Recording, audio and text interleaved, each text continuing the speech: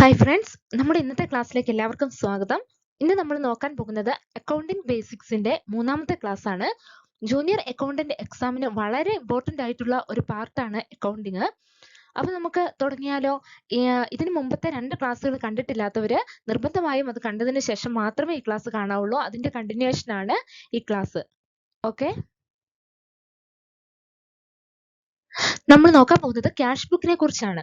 നമ്മൾ കഴിഞ്ഞ ക്ലാസ്സിൽ കുറച്ച് സബ്സിഡറി ബുക്സിനെ കുറിച്ചൊക്കെ പറഞ്ഞിരുന്നു അല്ലേ? അതിലൊന്നാണ് എന്ത് cash book. It is a special journal which is used for recording all cash receipts and cash payment. Cash book എന്ന് പറഞ്ഞാൽ എന്താണ്? സ്പെഷ്യൽ ജേർണലിൽ ഉൾപ്പെടുന്നതാണ്. എന്തിനാണ് ഉപയോഗിക്കുന്നത്? For recording all cash receipts and cash payment. എല്ലാ cash receiptsകളും cash paymentകളും റെക്കോർഡ് ചെയ്യാൻ ഉപയോഗിക്കുന്ന ബുക്കാണ് cash book. It is a book of original entry since transactions are recorded for the first time from the source document. എന്താണ് പറയുന്നത്? It is a book of original entry. Journal ഒക്കെ എന്തായിരുന്നു നമ്മൾ പറഞ്ഞില്ലായിരുന്നോ? Book of original entry ആണെന്ന് പറഞ്ഞില്ലേ? കാരണം എന്താ? ട്രാൻസാക്ഷൻസ് എല്ലാം ആദ്യം ഫസ്റ്റ് ടൈമിൽ റെക്കോർഡ് ചെയ്യുന്നത് കൊണ്ടാണ് അത് ബുക്ക് ഓഫ് ഒറിജിനൽ എൻട്രി എന്ന് പറയുന്നത്. ക്യാഷ് ബുക്ക് എന്ന് പറഞ്ഞാലും എന്താണ്? ബുക്ക് ഓഫ് ഒറിജിനൽ എൻട്രി ആണ് അല്ലേ? ബുക്ക് ഓഫ് ഒറിജിനൽ എൻട്രി ആണ്. ഇനി cash book is both A journal and A ledger. Cash book എന്ന് പറഞ്ഞിട്ടുണ്ടെങ്കിൽ ജേർണൽ ആയിട്ടും കാണാം, ലെഡ്ജർ ആയിട്ടും കാണാം. അതെന്താ അങ്ങനെ പറയുന്നത്? നമ്മൾ പറഞ്ഞിട്ടുണ്ടായിരുന്നു. എന്തായിരുന്നു? ഈ ക്യാഷ് ബുക്കിനെ ക്യാഷ് അക്കൗണ്ട് ആയിട്ടും കാണാന്ന് പറഞ്ഞു അല്ലേ? ക്യാഷ് അക്കൗണ്ട് എന്ന് വെച്ചാൽ എന്താ? ലെഡ്ജർ ആയിട്ട് കാണാം അല്ലേ? അതാണ് പറയുന്നത്. ക്യാഷ് ബുക്ക് എന്ന് പറഞ്ഞിട്ടുണ്ടെങ്കിൽ ജേർണലും ആണ്, ലെഡ്ജറും ആണ്. ഇനി types of cash book: single column cash book. ഇവിടെ സ്പെല്ലിംഗ് മിസ്റ്റേക്ക് ഉണ്ട് കേട്ടോ. Single column cash book, 2 double column cash book, 3 triple column cash book. ഇത്രയൊക്കെയാണ് ക്യാഷ് ബുക്കിന്റെ ടൈപ്സ് ആയിട്ട് പറയുന്നത്. ഇനി നമുക്കിത് ഡീറ്റെയിൽ ആയിട്ട് നോക്കാം. ജൂനിയർ അക്കൗണ്ടന്റ് എക്സാമിന് വേണ്ടിയിട്ട് ഒരു PDF പാക്കേജ് സീരീസ് നമ്മൾ സ്റ്റാർട്ട് ചെയ്തിരിക്കുകയാണ്. ഇതിനകത്ത് മെയിൻ ആയിട്ട് ടോപ്പിക് വൈസ് ആയിട്ട് ഡീറ്റെയിൽഡ് എക്സ്പ്ലനേഷൻ ഉണ്ടാകും. പിന്നെ റിവിഷന് വേണ്ടിയിട്ട് കുറച്ച് ഷോർട്ട് നോട്ടുകൾ ഉണ്ടാകും. പിന്നെ PYQ ക്വസ്റ്റ്യൻസ് ഉണ്ടാകും. ഒപ്പം മോഡൽ ക്വസ്റ്റ്യൻസ് ഉണ്ടാകും. എങ്ങനെ? Based on new PSC exam pattern അനുസരിച്ചുള്ള മോഡൽ ക്വസ്റ്റ്യൻസും ഉണ്ടാകും. ഇതിനെക്കുറിച്ച് കൂടുതൽ അറിയേണ്ടവര് താഴെ കാണുന്ന നമ്പറിൽ കോൺടാക്ട് ചെയ്താൽ മതി കേട്ടോ. നമ്മൾ ടൈപ്സ് ഓഫ് ക്യാഷ് ബുക്കിനെ കുറിച്ചായിരുന്നു അല്ലേ പറയുന്നത്. ഒന്നാമത്തേതാണ് സിംഗിൾ കോളം ക്യാഷ് ബുക്ക്. നോക്കാം എന്താണ്. It has 1 amount column on each side. നമുക്കറിയാമല്ലോ ക്യാഷ് ബുക്ക് എന്ന് വെച്ചാൽ ഒരു T ഷേപ്ഡ് ആയിട്ടുള്ള അക്കൗണ്ട് ആണല്ലോ. നമുക്കറിയാവുന്ന കാര്യമല്ലേ? അതിനകത്ത് സിംഗിൾ കോളം ക്യാഷ് ബുക്കിനകത്ത് പറയുന്നത് എന്താണ്? ഒരു 1 amount കോളമേ ഉണ്ടാവുള്ളൂ. ഏത്? 2 സൈഡിലും 1 amount കോളമേ ഉണ്ടാവുള്ളൂ. All cash receipts are recorded on the debit side and all cash payments on the credit side.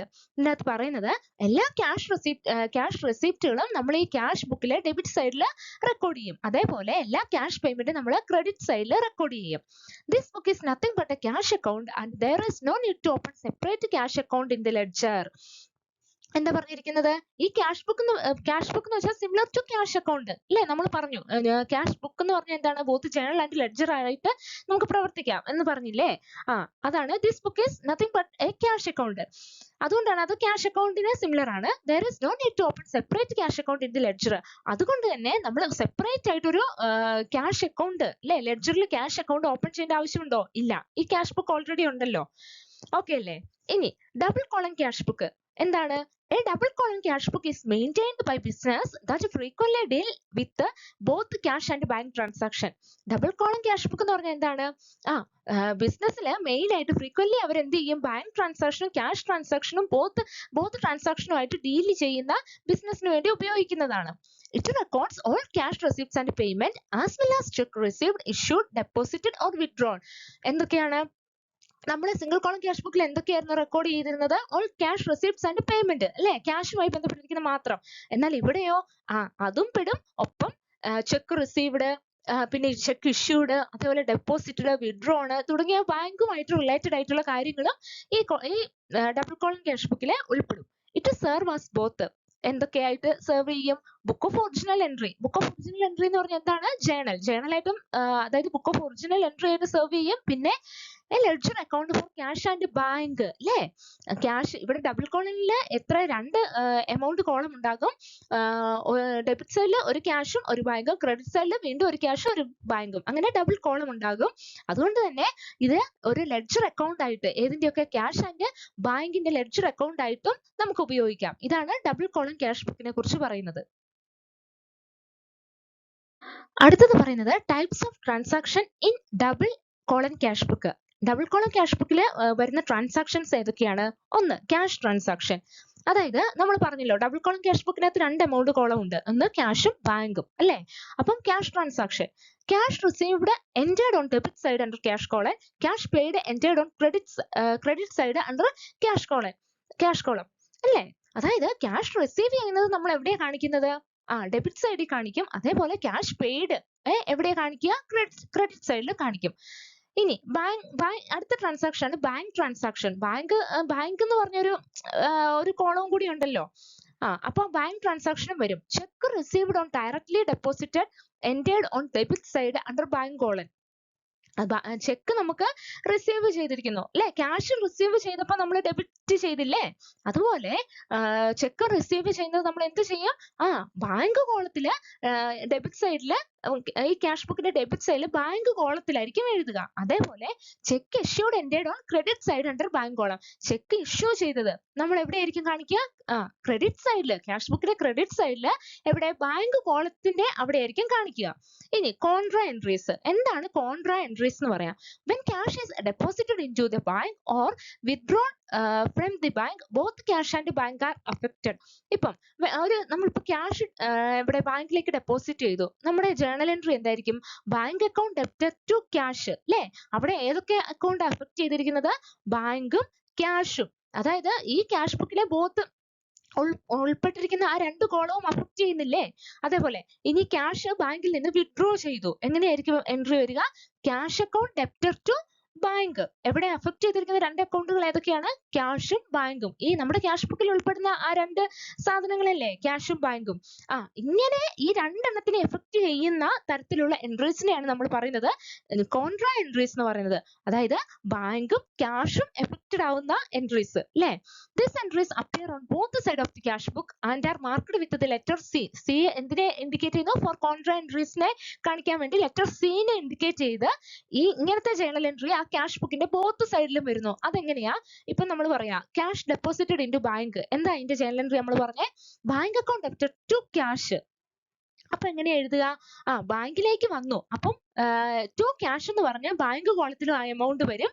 By bank എന്ന് പറഞ്ഞാൽ ക്യാഷ് കോളത്തിൽ ക്രെഡിറ്റ് സൈഡിലും എമൗണ്ട് വരും. അതായത് ബോത്ത് സൈഡിലും ഇതിന്റെ എഫക്ട് വരുന്നില്ലേ? ഇതാണ് കോൺട്രാ എൻട്രീസിനെ കുറിച്ച് നമ്മൾ പറഞ്ഞിരുന്നത്. ഇനി നമ്മൾ ഇവിടെ ഓർത്തിരിക്കേണ്ട ഇമ്പോർട്ടന്റ് പോയിന്റ്സുകളാണ്. Cash column never shows a credit balance. നമ്മൾ ആലോചിച്ച് നോക്കിയാൽ മതി, എപ്പോഴെങ്കിലും ക്യാഷ് ഒരു ക്രെഡിറ്റ് ബാലൻസ് വരുമോ? അതായത് നമ്മുടെ കയ്യിലുള്ള ക്യാഷ് നെഗറ്റീവ് ഫിഗർ നമ്മൾ കാണിക്കില്ലല്ലോ. ഇപ്പം നമ്മുടെ കയ്യിൽ 500 രൂപയുണ്ട് അല്ലെങ്കിൽ 100 രൂപയുണ്ട് എന്ന് പറയുന്ന പോലെ എത്രയാണ് -100 ഉണ്ടെന്ന് നമുക്ക് പറയാൻ പറ്റുമോ? ഇല്ല. ഒരു നെഗറ്റീവ് ഫിഗർ നമുക്ക് ക്യാഷിൽ കാണിക്കാൻ പറ്റുമോ? ഇല്ല. അതുകൊണ്ട് തന്നെ cash column never shows a credit balance. ഇത് ഓർത്തിരിക്കുക. സ്റ്റേറ്റ്മെന്റ് ടൈപ്പ് ക്വസ്റ്റ്യൻസിനൊക്കെ ചിലപ്പോൾ ചോദിക്കും. അടുത്തത് bank column may show a debit or credit balance. Bank കോളത്തിന് ഡെബിറ്റ് ഓർ ക്രെഡിറ്റ് ബാലൻസ് കാണിക്കും. ഓർക്കുക, ക്യാഷ് കോളത്തിന് ക്രെഡിറ്റ് ബാലൻസ് കാണിക്കുകയില്ല. Bank column debit or credit. ഇനി ഡെബിറ്റ് കോളം എന്ന് വെച്ചാൽ ഫേവറബിൾ ആണ്, അതായത് നമുക്ക് ബാങ്കിൽ ബാലൻസ് ഉണ്ട്. ഇനി ക്രെഡിറ്റ് ആണെങ്കിൽ എന്താ അവിടെ ഇൻഡിക്കേറ്റ് ചെയ്യുന്നത്? അത് ഓവർ ഡ്രാഫ്റ്റ്, ഓടി ഇല്ലേ? ഓവർ ഡ്രാഫ്റ്റ് ആണെന്ന് ഓർത്തിരിക്കണം. അപ്പം ബാങ്ക് കോളത്തിലെ ക്രെഡിറ്റ് ബാലൻസ് എന്തിനെ സൂചിപ്പിക്കുന്നത്? ഓവർ ഡ്രാഫ്റ്റിനെ സൂചിപ്പിക്കുന്നു. ഇനി contra entries are not posted to ledger account. ഇത് ഓർത്തിരിക്കണേ. കോൺട്രാ എൻട്രീസ് നമ്മൾ ലെഡ്ജർ അക്കൗണ്ട്സിലെ പോസ്റ്റ് ചെയ്യില്ല. കാരണം എന്താ? ഈ കോൺട്രാ എൻട്രീസ് എന്ന് പറഞ്ഞാൽ എന്തായിരുന്നു? ക്യാഷ് ബാങ്ക് അതിനെ രണ്ടിനെയും എഫക്ട് ചെയ്യുന്ന എൻട്രീസ് ആണ് കോൺട്രാ എൻട്രീസ് എന്ന് പറഞ്ഞു. അപ്പം ഓൾറെഡി ആ രണ്ട് എഫക്റ്റ് നമ്മൾ ക്യാഷ് ബുക്കിൽ തന്നെ കാണിച്ചു കഴിഞ്ഞു. ഇനി അത് വേറെ സെപ്പറേറ്റ് കാണിക്കേണ്ട ആവശ്യമുണ്ടോ? ഇല്ല. ആ ആ ഒരു എൻട്രിക്ക് എന്തൊക്കെ എഫക്ട് ചെയ്യുന്നത്? ക്യാഷും ബാങ്കും അല്ലേ? അത് ആ ക്യാഷ് ബുക്കിൽ തന്നെ നമ്മൾ സെറ്റ് ആക്കിയിട്ടുണ്ട്. അതുകൊണ്ട് തന്നെ അത് സെപ്പറേറ്റ് ആയിട്ട് ലെഡ്ജർ അക്കൗണ്ടിലേക്ക് പോസ്റ്റ് ചെയ്യേണ്ട ആവശ്യമുണ്ടോ? ഇല്ല. ഈ മൂന്ന് ഈ പോയിന്റ്സും ഒന്ന് മനസ്സിൽ സൂക്ഷിക്കണം കേട്ടോ. ഇനി ട്രിപ്പിൾ കോളം ക്യാഷ് ബുക്ക്. ഇനി നമ്മൾ പറഞ്ഞത് ഡബിൾ കോളം പഠിച്ചു. ഇനി triple column cash book. It contains 3 amount column on each side, 1 each for cash, bank and discount. ഇത് നമ്മുടെ ആ പേരിനെ സൂചിപ്പിക്കുന്ന അനുസരിച്ച് തന്നെ അല്ലേ? നമുക്ക് ഓർമ്മ നിൽക്കില്ലേ? ട്രിപ്പിൾ കോളം എന്ന് പറഞ്ഞാല് 3 amount കോളം ഉണ്ടാകും. ഇത് എന്തിനൊക്കെയാണ്? 1 ക്യാഷ്, 2 ബാങ്ക്, 3 ഡിസ്കൗണ്ട്. അങ്ങനെ രണ്ട് സൈഡിലും 3 കോളം ഉണ്ടാകും. ഇനി it records all cash transaction. നമ്മൾ പറഞ്ഞു അല്ലേ? ക്യാഷ് ട്രാൻസാക്ഷൻ എന്ന് വെച്ചാൽ എന്താ? എല്ലാ റെസിപ്റ്റും പേയ്മെന്റും, ക്യാഷ് റെസിപ്റ്റും ക്യാഷ് പേയ്മെന്റും. ഇനി ഓൾ ബാങ്ക് ട്രാൻസാക്ഷൻ, എല്ലാ ബാങ്ക് ട്രാൻസാക്ഷനും ഇവിടെ റെക്കോർഡ് ചെയ്യും. എന്തൊക്കെ? Check received, issued, deposit, withdraw അങ്ങനെ തുടങ്ങിയ ബാങ്ക് ട്രാൻസാക്ഷൻ ഇവിടെ റെക്കോർഡ് ചെയ്യും. ഇനി all discount allowed or received during business transaction. നമ്മൾ പലതരത്തിലുള്ള ഡിസ്കൗണ്ട് ഉണ്ട് അല്ലേ? അത് അലൗ ചെയ്യുന്നതും റിസീവ് ചെയ്യുന്നതും തുടങ്ങിയ കാര്യങ്ങളൊക്കെ നമ്മൾ എവിടെയാക്കുന്നത്? ട്രിപ്പിൾ കോളം ക്യാഷ് ബുക്കിന്റെ ഡിസ്കൗണ്ട് കോളം എന്ന് പറഞ്ഞൊരു ഒരു സെപ്പറേറ്റ് കോളം ഇല്ലേ? അവിടെയാണ് നമ്മൾ ഈ സാധനങ്ങളും എന്ത് ചെയ്യുന്നത്? റെക്കോർഡ് ചെയ്യുന്നത്. നമ്മൾ ഓൾറെഡി ക്യാഷ് കോളത്തിനും ബാങ്ക് കോളത്തെ കുറിച്ചും മറ്റ് രണ്ട് ക്യാഷ് ബുക്കുകൾ ടൈപ്പുകളിൽ പറഞ്ഞിരുന്നു. ഇനി നമ്മൾ പറയാനുള്ളത് ഏതാണ്? ഡിസ്കൗണ്ട് കോളത്തെ കുറിച്ചാണ്. ഇനി ഡിസ്കൗണ്ട് കോളത്തിന്റെ ലെഫ്റ്റ് സൈഡ്, അതായത് ഡെബിറ്റില് എന്താണ് റെക്കോർഡ് ചെയ്യുന്നത്? Discount allowed to customers. അതായത് നമ്മൾ കസ്റ്റമേഴ്സിന് അലൗ ചെയ്യുന്ന ഡിസ്കൗണ്ടുകൾ അല്ലേ? അതാണ് ലെഫ്റ്റ് സൈഡിൽ നമ്മൾ ഡെബിറ്റ് സൈഡിൽ റെക്കോർഡ് ചെയ്യുക. It is an expense to the business അല്ലേ? നമുക്ക് കിട്ടാനുള്ള അല്ലെ നമ്മുടെ കസ്റ്റമേഴ്സിന് നമ്മൾ കൊടുക്കുന്ന ഡിസ്കൗണ്ട് നമ്മളെ സംബന്ധിച്ച് എന്താണ്? എക്സ്പെൻസ് ആണ്. അത് നമ്മൾ ഡെബിറ്റ് സൈഡിൽ ആക്കും. ഇനി അടുത്തത് റൈറ്റ് സൈഡ്, അതായത് ക്രെഡിറ്റില് record discount received from creditors. It is an income to the business. അവിടെ എന്താ റെക്കോർഡ് ചെയ്യുന്നത്? ഡിസ്കൗണ്ട് നമുക്ക് ക്രെഡിറ്റേഴ്സിൽ നിന്നും എന്തെങ്കിലും ഡിസ്കൗണ്ട് കിട്ടിയിട്ടുണ്ടെങ്കിൽ അത് നമ്മൾ എവിടെ ചെയ്യും? ക്രെഡിറ്റ് സൈഡിൽ റെക്കോർഡ് ചെയ്യും. അതെന്താണ് നമുക്ക്? It is an income to the business. നമുക്ക് മറ്റൊരാളിൽ നിന്ന് കിട്ടുന്ന ഡിസ്കൗണ്ട് നമ്മളെ സംബന്ധിച്ചൊരു ഇൻകം അല്ലേ? നമ്മൾ കൊടുക്കുന്ന ഡിസ്കൗണ്ട് എക്സ്പെൻസും. ഓർത്തിരിക്കണേ. ഇനി note, discount column are not balanced but their totals are posted to respective ledger account. ഈ നമ്മൾ ക്യാഷ് ബുക്കും ക്യാഷ് ബുക്കിലെ ബാങ്ക് കോളവും ക്യാഷ് കോളവും ഒക്കെ നമ്മൾ ബാലൻസ് ചെയ്യും അല്ലെ? എന്നാൽ ഡിസ്കൗണ്ട് കോളം എന്ത് ചെയ്യില്ല? ബാലൻസ് ചെയ്യില്ല. പിന്നെയോ അവരുടെ ടോട്ടൽ എടുത്തിട്ട് അത് അവരുടെ റെസ്പെക്റ്റീവ് ലെഡ്ജർ അക്കൗണ്ടിലേക്ക് ട്രാൻസ്ഫർ ചെയ്യും. എന്താണ് നോക്ക്? The total of the debit discount column represented the total discount allowed during a period and it is transferred to discount allowed account. നമ്മൾ ഓൾറെഡി പറഞ്ഞിരുന്നു ഡെബിറ്റ് സൈഡിൽ എന്താ വരുന്നത്? നമ്മൾ അലൗ ചെയ്ത ഡിസ്കൗണ്ട്. അപ്പം ആ ഡെബിറ്റ് സൈഡിലെ ടോട്ടൽ എടുത്തിട്ട് നമ്മൾ എങ്ങോട്ടേക്ക് മാറ്റും? അതായത് ഒരു പീരീഡിലെ, അത് ഡ്യൂറിങ് എ പീരീഡ്, നമ്മൾ ക്ലോസ് ചെയ്യുന്നത് ഡ്യൂറിങ് ഒരു പീരീഡിലെ ടോട്ടൽ ഡിസ്കൗണ്ട് അലൗഡ് നമ്മൾ മൊത്തത്തിൽ ടോട്ടൽ ചെയ്ത് എടുത്തിട്ട് അത് എങ്ങോട്ടേക്ക് ട്രാൻസ്ഫർ ചെയ്യും? ഡിസ്കൗണ്ട് അലൗഡ് അക്കൗണ്ടിലേക്ക് ട്രാൻസ്ഫർ ചെയ്യും. ഇനി അതേപോലെ the total of the credit side discount column represent the total discount received during a period and it is transferred to discount received account. നമ്മുടെ ക്യാഷ് ബുക്കിലെ ക്രെഡിറ്റ് സൈഡിലെ ഡിസ്കൗണ്ട് കോളം എന്തിനായിരുന്നു represent ചെയ്യുന്നത്? ക്രെഡിറ്റേഴ്സിൽ നിന്ന് നമുക്ക് ഡിസ്കൗണ്ട് കിട്ടിയതിനെയായിരുന്നു അല്ലെ? Discount received. അപ്പം ആ ക്രെഡിറ്റ് സൈഡിലെല്ലാം ടോട്ടൽ എടുത്തിട്ട് അത് എങ്ങോട്ടേക്ക് ട്രാൻസ്ഫർ ചെയ്യും? ഡിസ്കൗണ്ട് റിസീവ്ഡ് അക്കൗണ്ടിലേക്ക് ട്രാൻസ്ഫർ ചെയ്യും. ഓർക്കുക, discount column are not balanced. അവർ ബാലൻസ് ചെയ്യാതെ അവരുടെ ടോട്ടൽ എടുത്തിട്ട് റെസ്പെക്റ്റീവ് ലെഡ്ജർ അക്കൗണ്ടിലേക്ക് ട്രാൻസ്ഫർ ചെയ്യും. ഇവിടെ നമ്മൾ ഓർത്തിരിക്കേണ്ട ഒരു കാര്യമാണ്, ടു ടൈപ്സ് ഓഫ് ഡിസ്കൗണ്ടുകൾ ഉണ്ട് അല്ലെ? ട്രേഡ് ഡിസ്കൗണ്ടും ഉണ്ട്, ക്യാഷ് ഡിസ്കൗണ്ടും ഉണ്ട്. ഇനി അതിനെ കുറിച്ച് പഠിക്കാം. എന്താണ് trade discount? It is a reduction in the list price of goods given by the seller to the buyer at the time of sale or purchase. എന്താണ്? നമ്മൾ പർച്ചേസ് ചെയ്യുന്ന അല്ലെങ്കിൽ നമ്മൾ സെയിൽ ചെയ്യുന്ന സമയത്ത് സെല്ലർ ബയർക്ക് കൊടുക്കുന്ന ഒരു റിഡക്ഷൻ ആണ്. നമ്മളിപ്പോ സാധാരണ ഒരു കടയിലൊക്കെ പോയിട്ട് നമ്മൾ എന്തെങ്കിലും പർച്ചേസ് ചെയ്യുമ്പോൾ അവർ ചെറിയൊരു എമൗണ്ട് നമുക്ക് കുറച്ച് തരില്ലേ? ആ സംഭവമാണ് എന്ത്? ട്രേഡ് ഡിസ്കൗണ്ട് എന്ന് പറയുന്നത്. എന്താ പറയാ, സെയിൽസ് ആ ടൈമിൽ നടക്കുന്ന സംഭവമാണ്. അത് സെല്ലർ ടു ദി ബയർ ആണ് കൊടുക്കുന്നത്. എന്തിനാണ്? Purpose to encourage bulk buying or to maintain good trade relation. കുറെ ഇപ്പൊ നമ്മള് എന്താ പറയാ, ബൾക്കായിട്ട് പർച്ചേസ് ചെയ്യുമ്പോൾ നമുക്ക് കുറച്ച് എമൗണ്ട് എന്താ പറഞ്ഞ കുറച്ച് തരും അല്ലേ? നമുക്ക് കൊടുക്കേണ്ട പ്രൈസ് കുറച്ച് അവര് തരില്ലേ? അതേപോലെ നല്ലൊരു ട്രേഡ് റിലേഷൻ കീപ്പ് ചെയ്യാൻ വേണ്ടിയിട്ടും അവരെന്ത് ചെയ്യും? ട്രേഡ് ഡിസ്കൗണ്ട് അലൗ ചെയ്യും. ഇനി അതിന്റെ ഇമ്പോർട്ടന്റ് പോയിന്റ്സ് നോക്കാം. Allowed at the time of sales. Sale ചെയ്യുന്ന സമയത്താണ് എന്ത് ട്രേഡ് ഡിസ്കൗണ്ട് അലൗ ചെയ്യുന്നത്. Not recorded in the books of accounts. ഇത് ഇമ്പോർട്ടന്റ് ആണ്, ഓർത്തിരിക്കണം. ട്രേഡ് ഡിസ്കൗണ്ട് ബുക്സ് ഓഫ് അക്കൗണ്ട്സിൽ റെക്കോർഡ് ചെയ്യുകയില്ല. ഓർത്തിരിക്കണം, ബുക്സ് ഓഫ് അക്കൗണ്ട്സിൽ ട്രേഡ് ഡിസ്കൗണ്ട് റെക്കോർഡ് ചെയ്യുകയില്ല. only the net amount after discount is recorded. അതായത് നമുക്കിപ്പം ഡിസ്കൗണ്ടിന് ശേഷം ഉണ്ടാകുന്ന ആ ഒരു എമൗണ്ട് ഇല്ലേ, ആ എമൗണ്ട് ആണ് റെക്കോർഡ് ചെയ്യുന്നത്. ഡിസ്കൗണ്ടിനെ കുറിച്ച് എന്ത് ചെയ്യും? ബുക്സ് ഓഫ് അക്കൗണ്ട്സിൽ റെക്കോർഡ് ചെയ്യുകയില്ല. Shown on the invoice but not in the ledger. നമുക്ക് ആ ഇൻവോയ്സിൽ അവർ ആ ഡിസ്കൗണ്ട് എന്താ പറയുക കാണിച്ചിട്ടുണ്ടെങ്കിലും ലെഡ്ജറിൽ ഒരിക്കലും ഡിസ്കൗണ്ട് കാണിക്കുകയില്ല. For example, goods worth ₹10,000 sold with 10% trade discount. ഒരു 10,000 രൂപയുടെ സാധനത്തിന് 10% ട്രേഡ് ഡിസ്കൗണ്ട് കൊടുത്തു. അങ്ങനെയാണെങ്കിൽ നമ്മൾ എങ്ങനെ ബുക്ക് റെക്കോർഡ് ചെയ്യുക? നെറ്റ് സെയിൽ എന്ന് വെച്ചിട്ട് 9,000 കാണിക്കും അല്ലേ? അതായത് 10,000നോട് 1000 10%, 10,000 10% ആണ് 1000. ഇത് മൈനസ് ചെയ്തതിന് ശേഷം എത്ര 9,000 എടുത്ത് നെറ്റ് സെയിൽ ആയിട്ട് കാണിക്കുകയേ ഉള്ളൂ. അല്ലാതെ എന്താ പറയാ ട്രേഡ് ഡിസ്കൗണ്ട് എന്ന് പറഞ്ഞ് സെപ്പറേറ്റ് ആയിട്ട് നമ്മുടെ ബുക്സിൽ കാണിക്കുകയില്ല. അതേപോലെ ഇത് അലോ ചെയ്യുന്ന എപ്പോഴാണ്? At the time of sale. Okay, ഇത് ഓർത്തിരിക്കണം കേട്ടോ. നമ്മൾ രണ്ട് ടൈപ്പ് ഓഫ് ഡിസ്കൗണ്ടിനെ കുറിച്ച് പറഞ്ഞു. ഒന്നെന്തായിരുന്നു? Trade discount. രണ്ടാമത്തേതാണ് cash discount. Cash discount is a deduction allowed to the buyer for prompt payment of dues within a specified period. Cash discount എന്ന് പറഞ്ഞാൽ എന്താ? ബയ്യർക്ക് കുറച്ച് എമൗണ്ട് നമ്മൾ കുറച്ച് കൊടുക്കും. എന്തിന്? പെട്ടെന്ന് അയാൾ പേയ്മെന്റ് നടത്താൻ വേണ്ടി ഒരു സ്പെസിഫൈഡ് പീരീഡ് കൊടുക്കും.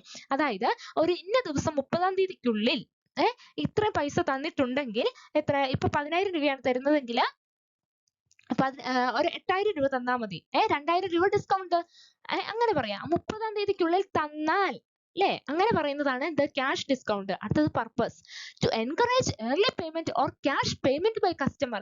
ഇത് എന്തിനാ ഇങ്ങനെ ക്യാഷ് ഡിസ്കൗണ്ട് കൊടുക്കുന്നത്? ഇവിടെ നമ്മൾ പറയുന്നു 30-ാം തീയതിക്കുള്ളിൽ തന്നാൽ ഇത്രയും 8,000 രൂപ തന്നാൽ മതി. അങ്ങനെ പറയുമ്പോൾ നമ്മൾ എന്ത് ചെയ്യും? മാക്സിമം ആ തീയതിക്കുള്ളിൽ നമ്മൾ പൈസ കൊടുക്കാൻ ശ്രമിക്കില്ലേ? കാരണം 8,000 രൂപ കൊടുത്താൽ മതി, 2,000 നമുക്ക് ഡിസ്കൗണ്ട് ആയിട്ട് കിട്ടും. അപ്പൊ ഇത്രയും പെട്ടെന്ന് നമ്മൾ ആ തീയതിക്കുള്ളിൽ കൊടുക്കാൻ വേണ്ടി ശ്രമിക്കും. അതാണ് encourage early payment or cash payment by customer. അതായത് പെട്ടെന്ന് അവരെ ക്യാഷ് റീപേ ചെയ്യാൻ വേണ്ടിയിട്ട് എൻകറേജ് ചെയ്യും. ഇനി important points. Allowed or received at the time of payment. നമ്മൾ ട്രേഡ് ഡിസ്കൗണ്ട് എപ്പോഴായിരുന്നു? At the time of sale ആണെങ്കിൽ ക്യാഷ് ഡിസ്കൗണ്ട് എപ്പോഴാണ് അലൗ ചെയ്യുന്നത്? At the time of payment. പേയ്മെന്റിന്റെ ടൈമിൽ അലൗ ചെയ്യുന്നതാണ് ക്യാഷ് ഡിസ്കൗണ്ട്. ഇനി recorded in the book of accounts. നമ്മൾ ട്രേഡ് ഡിസ്കൗണ്ട് ബുക്ക് ഓഫ് അക്കൗണ്ട്സിൽ റെക്കോർഡ് ചെയ്യുമോ? ഇല്ല. ക്യാഷ് ഡിസ്കൗണ്ട് പക്ഷേ ബുക്സ് ഓഫ് അക്കൗണ്ടിൽ റെക്കോർഡ് ചെയ്യും. ഇനി ഫോർ ദി സെല്ലർ. അത് സെല്ലറിനെ സംബന്ധിച്ച് സെല്ലർ എന്ത് ചെയ്യും? ഡിസ്കൗണ്ട്, അതായത് പൈസ കിട്ടാനുള്ള ആളാണ് ഡിസ്കൗണ്ട് അലോ ചെയ്യുന്നത്. അവരെ സംബന്ധിച്ച് അതൊരു എക്സ്പെൻസ് ആണ്. എനിക്കിപ്പം 10,000 രൂപ കിട്ടാനുണ്ട്, ഞാന് മറ്റൊരാളോട് എനിക്ക് തരാനുള്ള ആളോട് പറയാണ് എനിക്ക് 8,000 തന്നാൽ മതി. അങ്ങനെ പറയുകയാണെങ്കിൽ എനിക്കത് എക്സ്പെൻസ് അല്ല, എന്റെ 2,000 രൂപ അവിടെ പോയില്ലേ? ഡിസ്കൗണ്ട്. അപ്പം ആരാണ് ഡിസ്കൗണ്ട് അലോ ചെയ്യുന്നത്? സെല്ലർ ഡിസ്കൗണ്ട് അലോ ചെയ്യും. അയാളെ സംബന്ധിച്ച് അതൊരു എക്സ്പെൻസ് ആണ്. ഇനി for the buyer discount received. അതെന്തായിരിക്കും അയാളെ സംബന്ധിച്ച്? ഇൻകം. ബയ്യറെ സംബന്ധിച്ച് എന്താണ്? അയാൾക്ക് ആ ഡിസ്കൗണ്ട് കിട്ടി, അയാൾ 8,000 രൂപ തന്നാൽ മതി അല്ലേ? അയാളെ സംബന്ധിച്ച് എന്തായിരിക്കും? അതൊരു ഇൻകം ആയിരിക്കും cash discount. Example, good sold for ₹5,000 with 5% cash discount if payment made within 10 days. അങ്ങനെയാണെങ്കിൽ അതായത് നമ്മൾ ഗുഡ്സ് സോൾഡ് ചെയ്തു, എത്ര രൂപയ്ക്ക്? 5,000 രൂപയ്ക്ക് വിത്ത് ക്യാഷ് ഡിസ്കൗണ്ട്. 5% ക്യാഷ് ഡിസ്കൗണ്ട് ഉണ്ട്. ഈ ക്യാഷ് ഡിസ്കൗണ്ട് എപ്പോഴാ? പേയ്മെന്റ് 10 ദിവസത്തിനകം പേ ചെയ്തിട്ടുണ്ടെങ്കിൽ, ആ ക്യാഷ് പേ ചെയ്തിട്ടുണ്ടെങ്കിൽ 5% ക്യാഷ് ഡിസ്കൗണ്ട് ഉണ്ട്. ഇനി പേയ്മെന്റ് വിത്തിൻ 10 days അയാൾ നടത്തിയിട്ടുണ്ടെങ്കിൽ മാത്രമേ അയാൾക്ക് ആ 5% ക്യാഷ് ഡിസ്കൗണ്ട് ഉപയോഗിക്കാൻ പാടുള്ളൂ.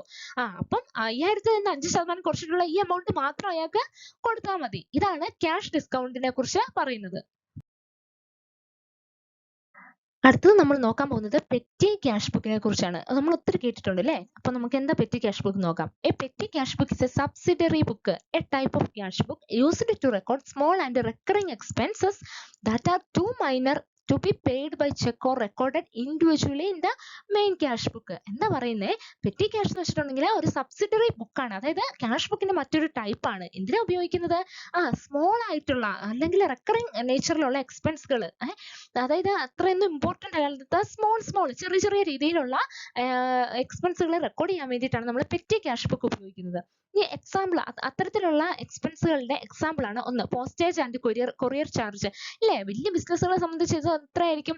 സില്ലി എമൗണ്ട് അല്ലെ, മൈനർ എമൗണ്ട് എന്ന് നമുക്ക് പറയാം. അതേപോലെ stationery and printing, tea and refreshment, convenience and travelling expense, cleaning and minor repairs. അല്ലെ, ഇത് കൂടെ ചെറിയ ചെറിയ എക്സ്പെൻസുകൾ റെക്കോർഡ് ചെയ്യുന്നതാണ് എന്ത്? പെറ്റി ക്യാഷ് ബുക്കിൽ. The person who maintained the petty cash book is called a petty cashier. Petty cash book maintain ചെയ്യുന്ന ആളെ പറയുന്നതാണ് എന്ത്? Petty cashier. The purpose, ഈ പെറ്റി ക്യാഷ് ബുക്ക് മെയിൻറ്റെയിൻ ചെയ്യുന്നതിനുള്ള കാരണം എന്തൊക്കെയാണെന്ന്. The purpose of maintaining a petty cash book is to save the main cashier's time. അല്ലേ, അതായത് ചെറിയ ചെറിയ കാര്യങ്ങൾ നോക്കാൻ വേണ്ടി ഒരു പെറ്റി ക്യാഷറെ നമ്മൾ ആക്കിയിട്ടുണ്ടെങ്കിൽ മെയിൻ ക്യാഷറെ സംബന്ധിച്ച് അത് എന്തായിരിക്കും? അയാളുടെ ടൈം ലാഭിക്കാം. കാരണം അയാൾ ഈ വക കാര്യങ്ങളൊന്നും നോക്കേണ്ട ആവശ്യമില്ല. അയാൾ വലിയ വലിയ ക്യാഷ് ട്രാൻസാക്ഷൻസ് ഒക്കെ നോക്കിയാൽ മതി. ഈ വക കാര്യങ്ങൾ ആര് നോക്കും? പെറ്റി ക്യാഷർ നോക്കും. ഇനി keep A systematic record of small payment. നമ്മൾ സ്മോൾ പേയ്മെന്റ് ആണെന്ന് വെച്ചിട്ട് നമുക്കിത് വിട്ടുകളയാൻ പറ്റുമോ? ഇല്ല. അതൊക്കെ എന്താകും? സിസ്റ്റമാറ്റിക് ആയിട്ട് റെക്കോർഡ് ചെയ്യാൻ പറ്റും. കാരണം ഈ വക കാര്യങ്ങളൊക്കെ ഒരാളല്ലേ നോക്കുന്നത്. അപ്പൊ അയാളെ സംബന്ധിച്ച് ഈ കാര്യങ്ങളെല്ലാം അയാൾ സിസ്റ്റമാറ്റിക് ആയിട്ട് റെക്കോർഡ് ചെയ്യും. Control petty expenses effectively. ഇയാള് നമുക്ക് ബിസിനസ്സിന് പെറ്റി എക്സ്പെൻസുകളെയും എന്തായിരുന്നു എഫക്റ്റീവ് ആയിട്ട് കൺട്രോൾ ചെയ്യാൻ സാധിക്കും. ഇനി facilitate quick reference and checking. പെട്ടെന്ന് എന്താ പറയുക, നമുക്ക് പെട്ടെന്ന് ഒരു ചെക്ക് ചെയ്യണമെങ്കിൽ അല്ലെങ്കിൽ എന്തെങ്കിലും ഒരു ആവശ്യത്തിന് ചെക്ക് ചെയ്യണം എന്ന് വെച്ചിട്ടുണ്ടെങ്കിൽ അതിവിടെ സാധിക്കാൻ പറ്റും അല്ലേ. കാരണം എന്താണ്, പെറ്റി എക്സ്പെൻസിന് വേണ്ടിയിട്ട് നമ്മൾ സെപ്പറേറ്റ് ആണ് ആക്കുന്നത്. അപ്പം കൂടുതൽ എന്താ ബൾക്കായിട്ട് വലിയ ഇതൊന്നും ആയിരിക്കുകയില്ല, അല്ല എല്ലാം കൂടി മിക്സ് ആയിരിക്കുകയല്ല, നമുക്ക് പെട്ടെന്ന് ചെക്ക് ചെയ്യാനൊക്കെ സാധിക്കും. ഇതൊക്കെയാണ് purpose of maintaining a petty cash book എന്ന് പറയുന്നത്. നമ്മൾ നോക്കുന്നത് systems of petty cash book ആണ്. There are two main system for handling petty cash book. Petty cash book handle ചെയ്യാൻ മെയിൻ ആയിട്ട് രണ്ട് സിസ്റ്റം ഉണ്ട്. ഒന്ന് ഓർഡിനറി സിസ്റ്റം, രണ്ട് ഇംപ്രസ്ഡ് സിസ്റ്റം. ഓർഡിനറി സിസ്റ്റം എന്താന്ന് നോക്കാം. A fixed amount is given to the petty cashier whenever required. അതായത് petty ക്യാഷർക്ക് എപ്പോഴാണോ ക്യാഷ് ആവശ്യമുള്ളത് ആ സമയത്ത് ഒരു ഫിക്സഡ് എമൗണ്ട് എന്ത് ചെയ്യും? കൊടുക്കും. ഇനി no fixed period set for reimbursement. Reimbursement എന്ന് പറഞ്ഞിട്ടുണ്ടെങ്കിൽ ഇപ്പൊ ഒരു ബിസിനസ്സിൽ ഒരു എംപ്ലോയി ഇപ്പം എന്താ പറയുക, ഒരു ടീ വാങ്ങാൻ അല്ലെങ്കിൽ എന്തെങ്കിലും സ്റ്റേഷനറി വാങ്ങാൻ അയാളുടെ കയ്യിൽ നിന്ന് പൈസ ചെലവാക്കി. നമുക്ക് പ്രോപ്പർ ആയിട്ട് വൗച്ചേഴ്സ് അല്ലെ ഈ എവിഡൻസ് ഒക്കെ ഉണ്ടെങ്കിൽ നമുക്ക് എന്ത് ചെയ്യാൻ പറ്റും? അത് എന്താ പറയുക, കമ്പനി തന്നെ റീഇംബേഴ്സ്മെന്റ് നടത്തും. അതാണ് ഇവിടെ പറയുന്നത്. അത് ഒരു ഫിക്സഡ് പീരീഡ് ഈ ഓർഡിനറി സിസ്റ്റത്തിൽ ഇല്ല. This method lakhs strict control and is rarely used. ഈ മെത്തേഡിൽ അങ്ങനെ ഒരു കൺട്രോൾ, സ്ട്രിക്റ്റ് കൺട്രോൾ അങ്ങനെയൊന്നുമില്ല. അതേപോലെ ഇത് റെയർലി യൂസ്ഡ് ആണ്. അടുത്തത് ഇംപ്രസ്ഡ് സിസ്റ്റം എന്താന്ന് നോക്കാം. A fixed amount known as imprest is given to the petty cashier at the beginning of a period. ഓർക്കുക, ഇവിടെ ഇംപ്രസ്ഡ് സിസ്റ്റം എന്തുമായിട്ട് റിലേറ്റഡ് ആയിട്ടുള്ളതാണെന്ന് എപ്പോഴും പിവൈക്ക് ചോദിക്കുന്നതാണ്. അത് പെറ്റി ക്യാഷുമായിട്ട് റിലേറ്റഡ് ആണ്. ഇനി a fixed amount known as imprest, ഇതിന് പറയുന്നതാണ് imprest, is given to the petty cashier. ആർക്ക് കൊടുക്കും? പെറ്റി ക്യാഷർക്ക്. എപ്പം? At the beginning of a period. ഇപ്പോൾ ഒരാഴ്ചയുടെ ആദ്യമോ അല്ലെങ്കിൽ ഒരു മാസത്തിലെ ആദ്യമോ അങ്ങനെ ഏതെങ്കിലും ഒരു ബിഗിനിങ്ങിൽ എന്ത് ചെയ്യും? പെറ്റി ക്യാഷർക്ക് ഒരു ഫിക്സഡ് എമൗണ്ട് കൊടുക്കും. ഇനി the petty cashier makes payment out of this impressed amount and keeps vouchers for each payment. ഈ പെറ്റി ക്യാഷർ എല്ലാ പേയ്മെന്റുകളും നടത്തുന്നത് എന്താണ്? ഈ ഇംപ്രസ്ഡ് ഒരു ഫിക്സഡ് എമൗണ്ട് കൊടുത്തിട്ടില്ലേ, ഈ എമൗണ്ടിൽ നിന്നാണ് ഈ പെറ്റി ക്യാഷർ എല്ലാ പേയ്മെന്റും നടത്തുന്നത്. എന്നിട്ട് അയാൾ എന്ത് ചെയ്യും? വൗച്ചേഴ്സ് ഒക്കെ കീപ്പ് ചെയ്യും. At the end of the period, the total of expenses reimbursed to restore the interest to its original level. ഇപ്പൊ ആ ഫിക്സ്ഡ് എമൗണ്ടിൽ നിന്ന് എന്താ പറയാ 500 രൂപ ചെലവാക്കി. 500 രൂപ ചെലവാക്കിയ ടോട്ടൽ അയാൾ എന്ത് ചെയ്യും? വൗച്ചേഴ്സ് ഒക്കെ കീപ്പ് ചെയ്തിട്ടുണ്ടല്ലോ. അപ്പൊ ആ പീരീഡിന്റെ അവസാനം എന്ത് ചെയ്യും? 500 രൂപ, ഇപ്പൊ 5000 രൂപ കൊടുത്തു, 500 രൂപ ചെലവാക്കി, ബാക്കി എത്രയുണ്ട്? 4500. അപ്പൊ 500 രൂപ ചെലവാക്കിയില്ല, ആ 500 രൂപ അവിടെ തിരിച്ചു കൊടുക്കും. എന്തിന്? To restore the imprest to its original level. ആ ഒറിജിനൽ ലെവൽ എത്രയാ? 5000. ആ 5000 മെയിൻറ്റെയിൻ ചെയ്യാൻ വേണ്ടി 500 രൂപ കമ്പനി എന്ത് ചെയ്യുക? റീഇംബേഴ്സ് ചെയ്യും. ഇതാണ് ഇവിടെ പറയുന്നത്. This is the most widely used and controlled method. ഇതാണ് ഏറ്റവും വൈഡ്ലി യൂസ് ചെയ്യുന്ന മെത്തേഡും അതേപോലെ ഇവിടെ ഒരു കൺട്രോൾഡ് മെത്തേഡും ആണ്. ഓക്കെ, ഇനി അതിന്റെ ഒരു example. If the impressed amount is 5000 and the petty cashier spend 3200 during the month. അതായത് ഇംപ്രസ്ഡ് എമൗണ്ട് എത്രയാണ്? 5000. ഈ പെറ്റി ക്യാഷർ 3200 ആ മന്തിൽ ചെലവാക്കി. അപ്പൊ മെയിൻ ക്യാഷ് ഇത് ചെക്ക് ചെയ്തതിന് ശേഷം 3500 അല്ല 3200 രൂപ എന്ത് ചെയ്യും? റീഇംബേഴ്സ് ചെയ്യും. എന്തിന്? Restoring the balance to rupees 5000. ആ ഫിക്സ്ഡ് എമൗണ്ട് എപ്പോഴും അങ്ങനെ തന്നെ ഇരിക്കണം. ആ 5000 അത് തന്നെ റിസ്റ്റോർ ചെയ്യാൻ വേണ്ടിയിട്ട് ചെലവായ 3200 മെയിൻ ക്യാഷർ ആർക്ക് കൊടുക്കും? പെറ്റി ക്യാഷർക്ക് കൊടുക്കും. ഇതാണ് ഇംപ്രസ്ഡ് സിസ്റ്റത്തിൽ പറയുന്നത്. ഈ വേർഡ് ഓർത്തിരിക്കുക. ഇത് എപ്പോഴും ചോദിക്കുന്നതാണ്. ഇംപ്രസ്ഡ് സിസ്റ്റം എന്തുമായി റിലേറ്റഡ് ആണ്? പെറ്റി ക്യാഷ് ബുക്കുമായിട്ട് റിലേറ്റഡ് ആയിട്ടുള്ള ഒരു ടേം ആണ് ഇംപ്രസ്ഡ് സിസ്റ്റം. ഇനി പെറ്റി ക്യാഷ് ബുക്കിന്റെ ഫീച്ചേഴ്സിനെ കുറിച്ചാണ് പറയുന്നത്. ഒന്ന്, it is a book of original entry അല്ലേ? ക്യാഷ് ബുക്ക് ഒറിജിനൽ എൻട്രി ആണ്, അതുകൊണ്ട് തന്നെ it is a book of original entry. ഇനി it is maintained by a petty cashier. Petty cash book ആരാ മെയിൻറ്റെയിൻ ചെയ്യുന്നത്? Petty cashier. Okay. Contain analytical columns four different expense head. അതായത് നമ്മൾ petty cash ബുക്കിൽ എങ്ങനെയാന്ന് വെച്ചിട്ടുണ്ടെങ്കിൽ ഓരോ എക്സ്പെൻസിനും ഓരോ ഹെഡ് ഉണ്ടാവും. ഇപ്പൊ സ്റ്റേഷനറിക്ക്, ട്രാവലിംഗ് എക്സ്പെൻസ്, ക്ലീനിങ് എക്സ്പെൻസ്, അങ്ങനെ സെപ്പറേറ്റ് ഹെഡ്സ് ഓരോ ഹെഡിനും കൊടുത്തിട്ടുണ്ടാകും. ഇനി operates mainly under the impressed system. Petty cash book main ആയിട്ട് എങ്ങനെയാണ്? ഇംപ്രസ്ഡ് സിസ്റ്റത്തിലാണ് ഓപ്പറേറ്റ് ചെയ്യുന്നത്. Vouchers are attached for every petty payment. ഓരോ പേയ്മെന്റിനും വൗച്ചേഴ്സ് എന്ത് ചെയ്യും? അറ്റാച്ച്ഡ് ആണ് അല്ലേ? എന്നാലല്ലേ നമുക്ക് റീഇംബേഴ്സ് ചെയ്യാൻ പറ്റുള്ളൂ. നമ്മൾ ഇംപ്രസ്ഡ് സിസ്റ്റത്തിൽ പഠിച്ചില്ലേ? ഓക്കെ. അതുകൊണ്ട് എല്ലാ പേയ്മെന്റിനും നമ്മൾ വൗച്ചേഴ്സ് അറ്റാച്ച്ഡ് ആയിരിക്കും. Helps in quick posting to respective expense accounts in the ledger. ഇത് ലെഡ്ജർ അക്കൗണ്ടിലേക്ക് പോസ്റ്റ് ചെയ്യാൻ എന്തായിരുന്നത്? ഈസി ആയിരിക്കും അല്ലേ? അതായത് നമ്മൾ ഓരോ എക്സ്പെൻസിനും ഓരോ ഹെഡ് എന്ന് പറഞ്ഞില്ലേ, അതുകൊണ്ട് തന്നെ അവിടെ ഒരു ക്വിക്ക് പോസ്റ്റിംഗ് നമുക്ക് സാധിക്കുന്നുണ്ട് അല്ലേ? അതായത് ഇപ്പൊ സ്റ്റേഷനറിയുടെ വേഗം സ്റ്റേഷനറിയിൽ ഇടാം. ഓക്കെ, അങ്ങനെ അത് ക്വിക്ക് പോസ്റ്റിംഗ് സാധിക്കുന്നുണ്ട്. ഇതൊക്കെയാണ് പെറ്റി ക്യാഷ് ബുക്കിന്റെ ഫീച്ചർ ആയിട്ട് പറയുന്നത്. ഇതിന്റെ അഡ്വാൻറ്റേജസ് ആയിട്ട് പറയുന്നത് എന്തൊക്കെയാണ്? ഒന്ന്, save time. The main cashier is relieved of handling small payment. ഈ മെയിൻ ക്യാഷർ, അതായത് ഒത്തിരി ട്രാൻസാക്ഷൻസ് ഉള്ള സമയത്ത് ഈ മെയിൻ ക്യാഷർക്ക് എന്ത് ചെയ്യും? ഇതൊരു ആശ്വാസമാണ്. കാരണം എന്താ? ഈ സ്മോൾ പേയ്മെന്റ്സ് ഒന്ന് ഹാൻഡിൽ ചെയ്യണ്ടല്ലോ, അതിനൊരു പെറ്റി ക്യാഷറെ നിയമിച്ചിട്ടുണ്ട്. അപ്പം മെയിൻ ക്യാഷർക്ക് അവിടെ ടൈം എന്ത് ചെയ്യാൻ പറ്റും? സേവ് ചെയ്യാൻ പറ്റും. Vector control. Impressed system limits the total petty cash available. അവിടെ ഒരു ഇംപ്രസ്ഡ് സിസ്റ്റത്തിൽ എന്താ പറയുന്നത്? അവിടെ ഒരു ഫിക്സ്ഡ് എമൗണ്ട് കൊടുത്തിട്ടുണ്ട്. അപ്പോൾ ആ എമൗണ്ടിനുള്ളിൽ നിന്നിട്ടായിരിക്കും നമ്മൾ എന്ത് ചെയ്യുക?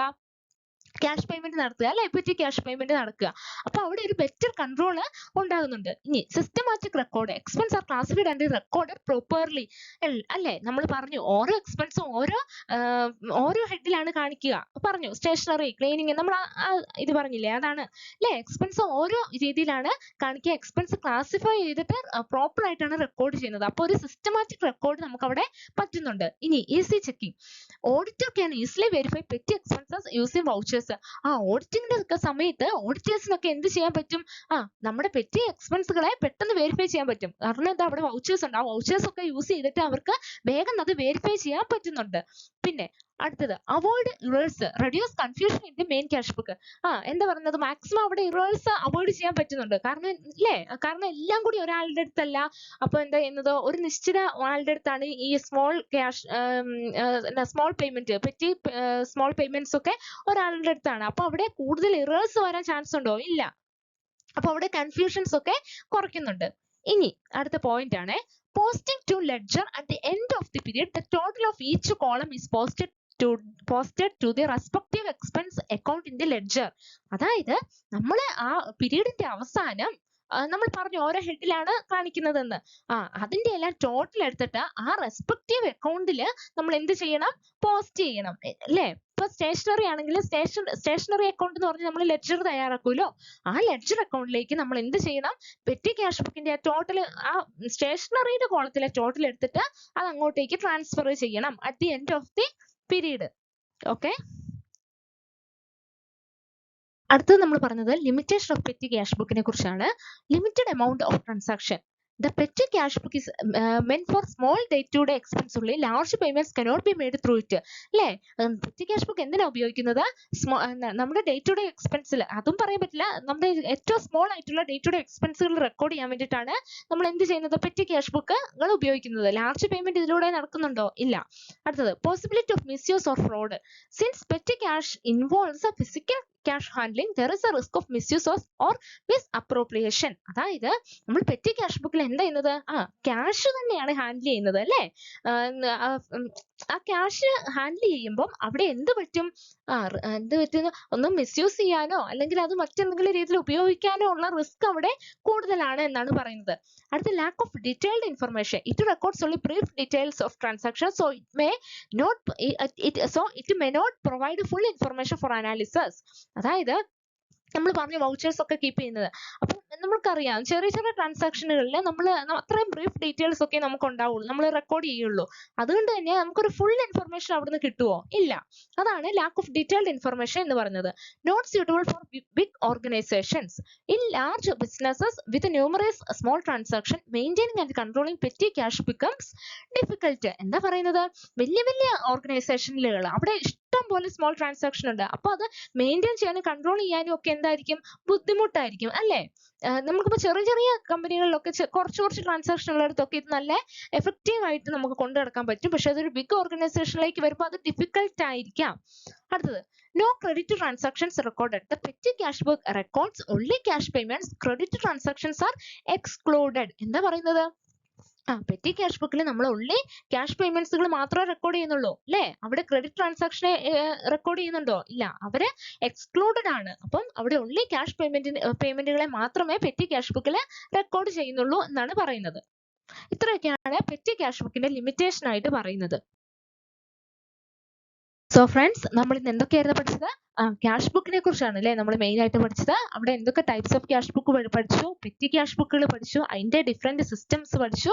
ഓക്കെ, അപ്പൊ ഇതിന് മുമ്പ് ഇട്ടിട്ടുള്ള അക്കൗണ്ടിങ് ബേസിക്സിന്റെ ക്ലാസ്സുകൾ കാണാൻ ശ്രമിക്കുക. ഞാനത് മുമ്പത്തെ ക്ലാസ്സിന്റെ ലിങ്ക് ഇവിടെ മെൻഷൻ ചെയ്യാം കേട്ടോ. ഇനിയിപ്പം നമ്മുടെ PDF പാക്കേജിനെ കുറിച്ച് അറിയേണ്ടവര് തന്നിരിക്കുന്ന നമ്പറിൽ വാട്സപ്പ് ചെയ്താൽ മതി.